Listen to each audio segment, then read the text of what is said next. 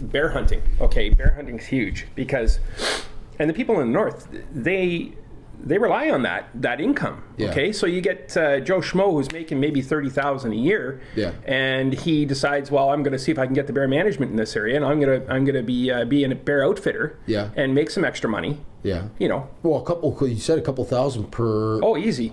That's crazy. That's easy. Like to do a caribou hunt in the north, it's $7,000 now. Really? $7,000 to do a caribou hunt in northern Quebec.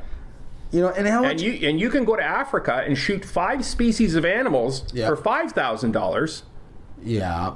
But you got to fly down there. You got to fly down there, and then you got to pay for guides. And well, I mean that's all part of it, right? Really? Yeah. Wow. And then you have to tip your guides too. Yeah. Right. Because that's customary. Dude, I talk about that. I've talked about that a lot with people because you know everybody always keeps on referring back to African game. You know, big. You know what? Like that seems to be the quintessential Newfoundland. Right? Newfoundland moose, $5,000. Well, no. But hold on. I want to talk to you about this.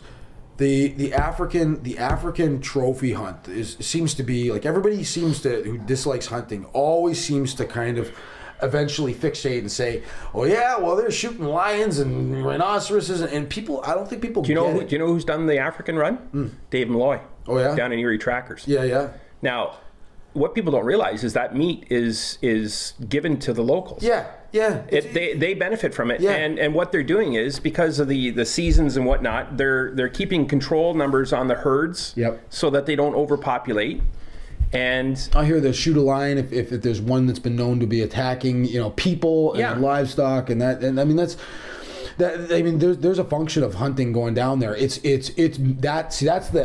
funny. People fixate on that and think that it's the most grotesque demonstration of trophy hunting at its worst. Right. Well, that dentist in the States wore it on the chin when he shot the lion. You know, I don't know how that all went down, but like it was boiled down to the thing not being in the area it was supposed to be in or something like that. Like he went into an area where he was supposed to be. No, but you know what though? The idea though that you would shoot a lion or a tiger, like something that big and beautiful. And not tigers, obviously in Africa, but like elephants and stuff like that. You're right. It goes to the tribes, right? Like they actually give back. So you're paying all these people to take you out there, take care of you, and then you're giving the meat to the people, and then you might take home. The head. I mean, how much money is spent on this? Like, I mean, I'm told that people spend like upwards of $1 million, like to do this sort of thing. No. You're looking at. You can go to the hunting show, and you can. There's been quite a bit of a push at the hunting shows now. They have the last the outdoor show in the spring. I think it's going to be this month too. If you were to go there, and I would encourage you to, because you'll see all sorts of different things. They have their booths set up, and there used to be like maybe one booth, and maybe you went online to look up these places. There's like 5 or 6 or 7 now. Yeah. Booths set up, all outfitters and everything else like this that you can sign up for, and different parts of Africa, and all of them are offering like multi-species tickets. Like you can shoot 5 species now. Now Dave does it with bow. He goes to Africa with a bow and arrow. Yes. Oh, that's messed. Okay, he does his stuff with bow and arrow. That's messed. Okay, but he is a very accomplished bow hunter. Yes, he's done bow hunting way longer than I have. Yeah, and he runs a bear service up north. Yes. Okay, through his shop, he runs it up in Timmins or Timiskaming area up there. Yeah, and every year he runs up there and he does baiting. Yeah. And he has the tree stands all set up and everything else like this, and he brings in clients. You know what?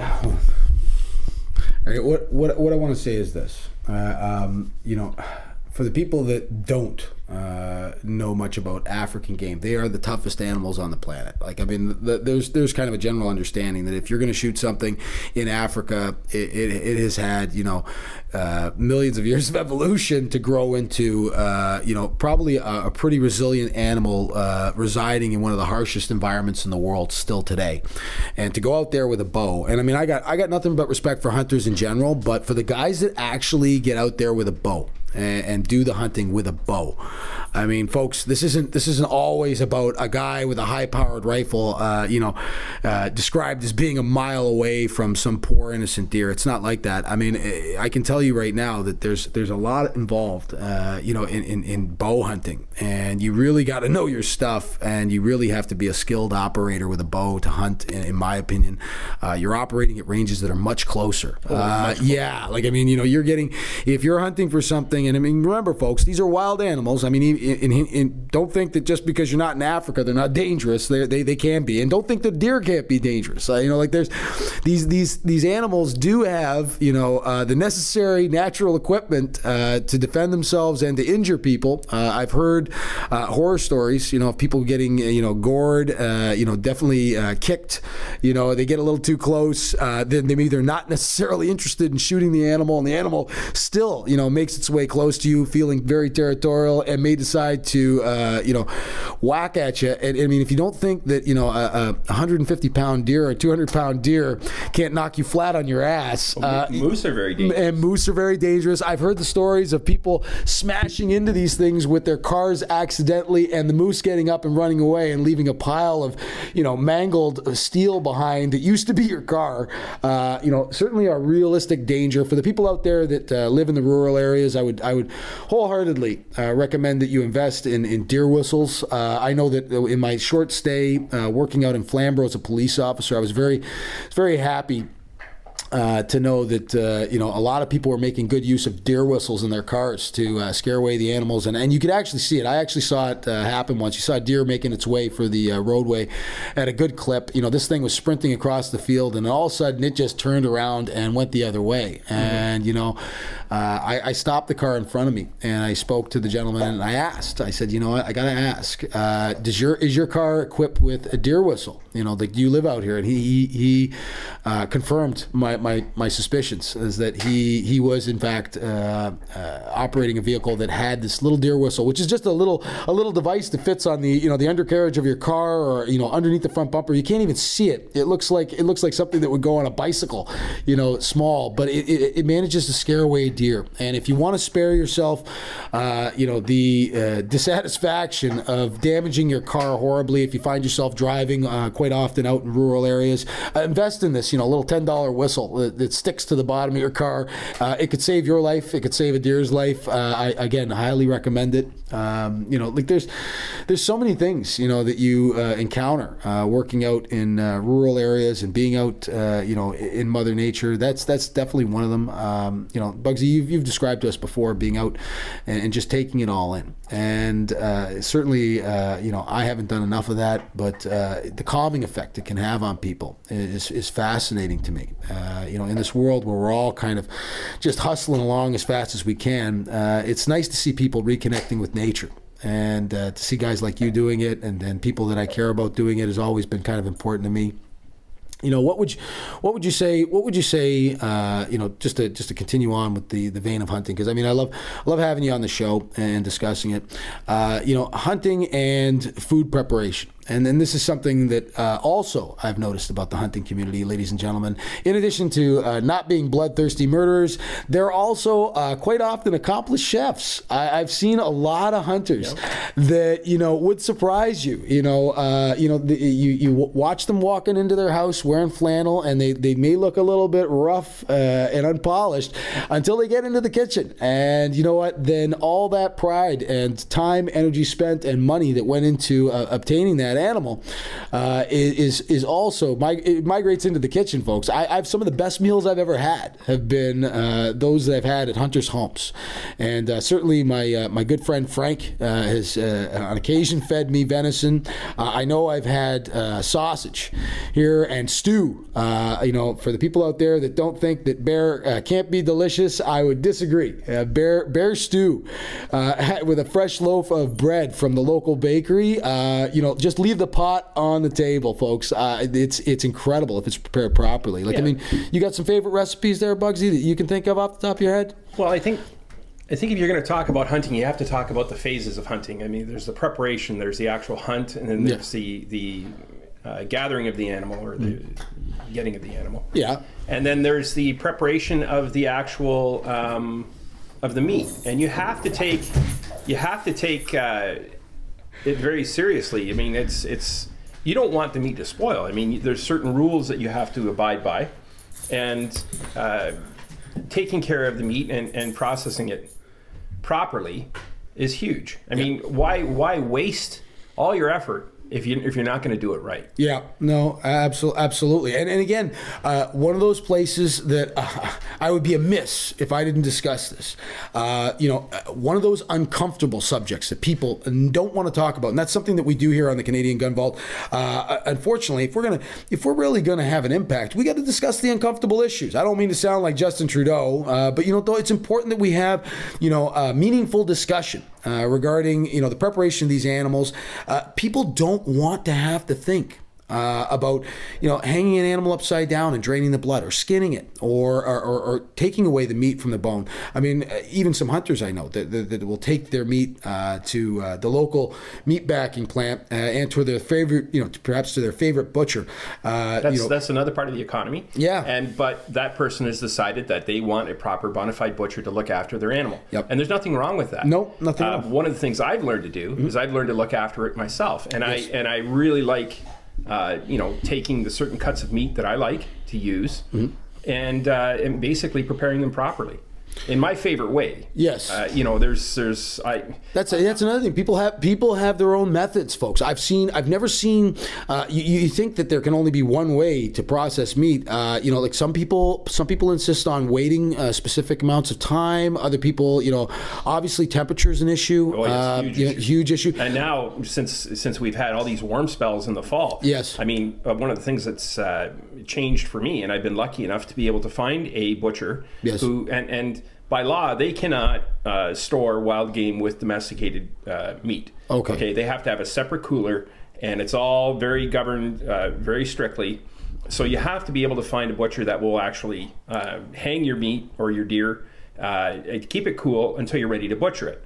And you want to hang it for at least a good couple of days, 3 days, 4 days, 5 days, depending, because you want to make sure that the blood's out of it, and it'll make the meat better. Yes. And what I usually do is I will pay that butcher to hang my deer. Yes. Okay, in a controlled environment where it's nice temperature, under 7 degrees Celsius. Okay. And then I bring it home and then I butcher it myself. Again, like just all the things you don't think about, tightly regulated by Food and Drug administrations. The expense that perhaps a butcher would incur having a separate storage facility, the money he takes in from you, and the other hunters that might come his way. Is there anybody specific that you use? I mean, well, right now there's a butcher just outside of Caledonia that I use. Yeah. Okay. And he's very well known. Okay. In the hunting area. All right. And he has a separate cooler. Yep. And it's all been looked after by the ministry. And I would take my deer there to store. Yep. And I know he does moose. Yeah. I know he does bear. But then again, logistically, I mean, and here's where economy comes into it again. So you get a moose up north. And now you have to transport that moose down here if you want to bring it down here. Yes. But what about the temperature? If the temperature is too hot, yes. What are you going to do?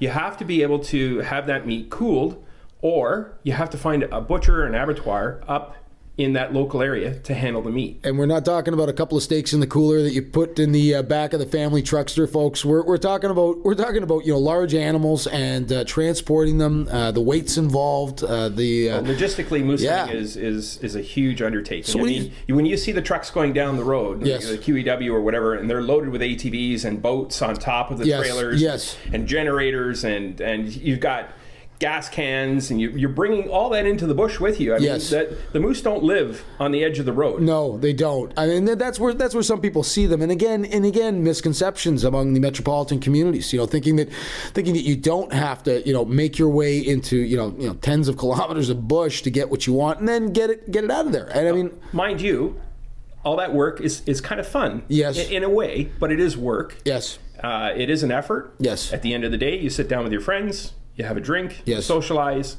and that's part of the hunting regimen. Okay. It's also a social factor as well. Yes. Yeah. Like, I mean, I belong to a club that had, believe it or not, 24 people yes. in this group. Yes. 24 people in a group. Okay. That would come together. Yes. Several occasions throughout the year. Yep. A work party in the spring, a work party in the fall. Okay. And then also go hunting. Okay. And this group, cohesive group, got together. We all cooperated with each other. We all did our parts. We had work parties. We had all sorts of stuff. And functioning as a group like that, because we had to apply for moose tags as a group. Okay. Okay. So the more you had, the better chance of you getting a moose tag. All right, so hold on. Now we've got what you were describing to me, and I've heard this before, and I think this is important to share with the audience. You've got, this interesting social dynamic. You've got a group of people that share a common interest, that are going out there with skill sets, working in concert with one another. In many cases, driving. I know that they will drive animals. You'll have so many people at one end of a specific geographic area moving forward, and then driving, and perhaps potentially an animal towards the other hunters in an effort to more expeditiously, perhaps. You can't just sit around and wait for them all the time, folks. It's not a sure bet. It's not a sure bet. That's the other thing. You could spend all this time, money, and energy, get out there and come home empty-handed. In fact, it happens more often than not. People don't realize it. Coming home empty-handed means, for some people, being hungry. And certainly, the idea of this group of people working together in concert to try and harvest, an animal and then share the meat. I mean, can you think of anything more natural? I mean, we're talking about getting back to the basics, and this is what hunters are doing. They're not bad people, folks. They're engaging in a practice that has been around since the dawn of man. And you know what? Why wouldn't we respect that? And I mean, to top it all off, I get into this argument with people sometimes, and this is where I might get a little more heated. Definitely, you get people that stand on that moral high ground and say, you know what? Shame on you for going out there and shooting an animal. Well, I say shame on you. You've got somebody out there that's actually doing what you're afraid to do. You go into a grocery store so you don't have to hunt down your own meat. You don't have to hang it up, and you don't have to prepare it yourself, and you don't have to kill it, and you don't have to skin it. And you know what? I got more respect for the guy that actually takes the time, expends the energy, spends the money, right, and engages in a practice that is very natural, very healthy, I might add, and good for the economy. And he's going out there and he's doing it. You're going into a grocery store. Not that I begrudge people from going to grocery stores. I'm one of them. But at the same time, don't go standing on your chair telling hunters how bad they are, because they're doing something that I quite frankly think is very good in so many ways for Canada, and is such a strong part of our heritage. I mean, how can you ignore that? And so when you describe this group of people getting together, I mean, hunting buddies, right? Good guys, right? Oh yeah, everybody, for the most part, everybody gets along. Occasionally you have your marital moments in camp where somebody pisses somebody off or something, but generally everybody gets along. You have to. Yeah. I mean, you're working together way back in the bush somewhere, and and everybody pitches in, does their part, and makes it easier for everybody. Many hands make less work. Yes, I've heard that expression, and I love it. And and like you said, everybody brings something to the table. We had many contractors in the group, so their trades were able to facilitate a lot of things, like how to hang a meat pole.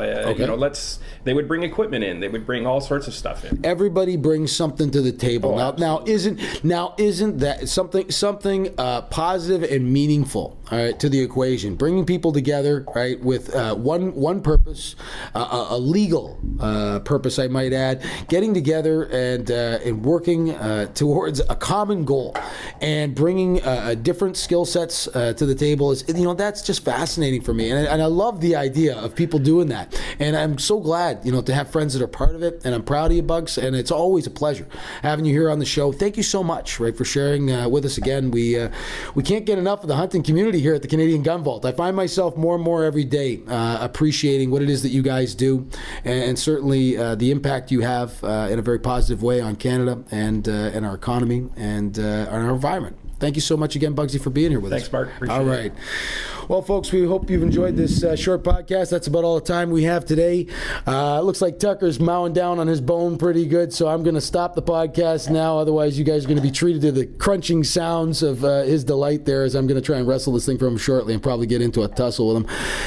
Anyway, we hope you've enjoyed this week's podcast. Don't forget to like and subscribe to everything we do here. Share this. We love getting good word around about what the hunting community is doing and the good they're doing for the economy and for our communities.